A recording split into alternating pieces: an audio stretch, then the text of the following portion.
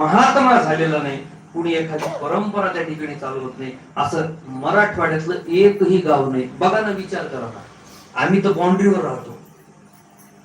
गोदावरी नदीच्या पात्राच्या पलीकडं जर थोडं पुढे गेलं 5-10 किलोमीटर तर लगेच अहिल्यानगर नावाचा जिल्हा लागतो. म्हणजे काय? पश्चिम महाराष्ट्र. बर, इकडं पाचोडच्या पुढे जा, लगेच जालना लागतो. पैठणच्या बाबतीत विचार केला तर. परत छत्रपती संभाजीनगरच्या पुढे गेले तर सगळेच बाउंड्री आहेत. इकडून गेलं अहिल्यानगरकडे तर पश्चिम महाराष्ट्र, तिकडे गेलं तर उत्तर महाराष्ट्र, इकडे गेलं तर खानदेश, त्याच्या पुढे गेलो आपण तर विदर्भ. म्हणजे मला सांगायचं काय, एवढ्या विविधतेतून एकत्रित आपण या मराठवाड्यामध्ये सगळे राहतो. बघा, महाराष्ट्रातले 4 भाग केलेत एकूण. प्रामुख्याने विचार करायला गेलो तर त्या काळाची जी परिस्थिती होती, भौगोलिक म्हणा, त्या दृष्टिकोनातून ती परिस्थिती निर्माण झाली, म्हणून ते 4 भाग त्या ठिकाणी झाले. त्यात एक आहे उत्तर महाराष्ट्र, दुसरा आहे पश्चिम महाराष्ट्र, तिसरा आहे कोकण आणि चौथा आहे मराठवाडा. आता मग खानदेश, विदर्भ हे अजून भरपूर वेगवेगळे, पण प्रामुख्याने सगळ्यात पुरातन काही असेल तर तो म्हणजे मराठवाडा आहे. तुम्ही म्हणताल मग हे कोकण काय जुनं नव्हतं का? कोकणात तर नारळ फुकट मिळत होते, आम्ही आमच्या बालवाडीपासून ऐकतो. कोकण ही जुनाच, पण त्यातल्या त्यात परंपरेच्या बाबतीत जर विचार केला तर मराठवाडा सगळ्यात जुना. विठ्ठल विठ्ठल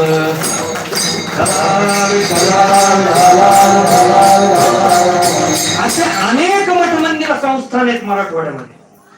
काय मला सांगायचं काय, लक्षात घ्या, मतीत अर्थ घ्या.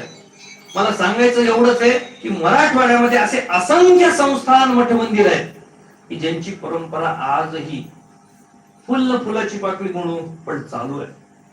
आणि त्यापैकी ज्या परंपरेला अनन्यसाधारण असं महत्व आहे, ती परंपरा अर्थात आपली वारकरी संप्रदाय परंपरा.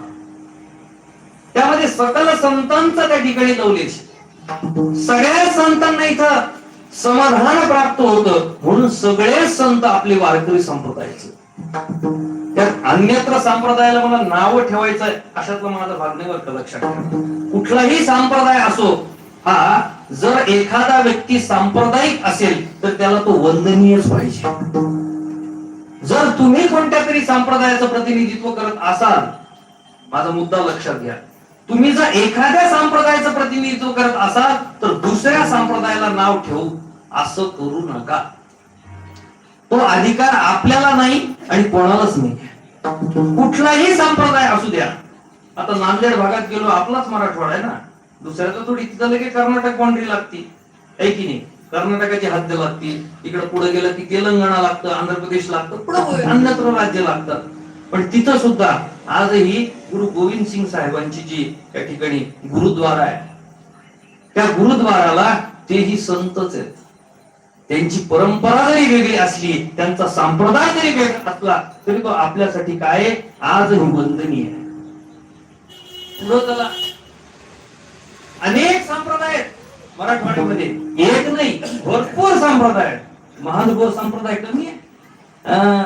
नाथ महाराज तो रूपक लिहितात, महानुभाव झालो आता भिक्षा वाढामाई, महानुभाव झालो आता भिक्षा वाढामाई.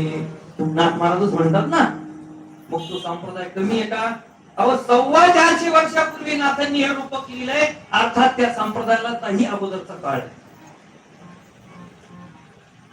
त्या लीळा नावाचा ग्रंथ आहे, लीळा चरित्र. अहो 1100च्या दरम्यान त्याची स्थापना आहे, 1100च्या दरम्यान त्याची निर्मिती आहे. विचार करा, म्हणजे असं नाही कुठलाही संप्रदाय हा मोठाच आहे, फक्त ज्याच्या त्याच्या अभ्यासाचा भाग.